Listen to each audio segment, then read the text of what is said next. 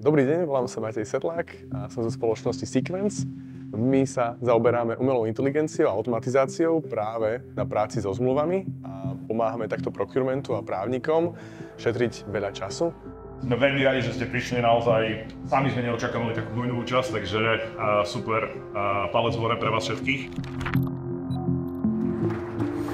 Dnešným dňom vás prevedie na začiatku Jano Janek z Deloitu. Ja sa napojím na tie trendy, trošku to premostím. My sme firma, ktorá pracuje s umelou inteligenciou a zapája ju do procurementových procesov, do contract managementu a všetkých súvisiacich záležitostí. No a budeme mať potom veľmi zaujímavú panelovú diskusiu, kde už pôjdeme priamo do hĺbky s top lídrami z oblasti procurementu. Budeme sa baviť s Milošom Olejníkom z Assetu, s Martinom Repkom z Penty, s Janom Čekom z Dellu a so Slavkou Višňovskou z Bratislavského vzdělávacího centra služieb.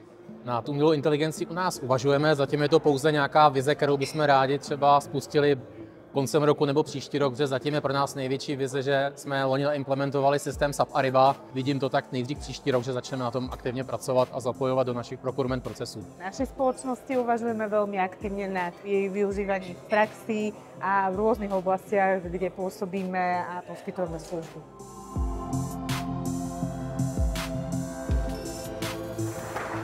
Naším cieľom je inovovať toto odvetvie a priniesť negociačného asistenta, ktorý bude pomáhať pri vyjednávaní zmluv. Toto chystáme už koncom roka a veľmi sa na to teším, lebo práve je tu ďalšia z činností, ktorá bude urýchlená a ľudia budú môcť tráviť viac času na zlepšovaní vzťahov so svojimi partnermi, dodávateľmi a odberateľmi. A takisto posúvame hranice, čo je dnes možné s počítačom urobiť a ako vieme optimalizovať svoj čas.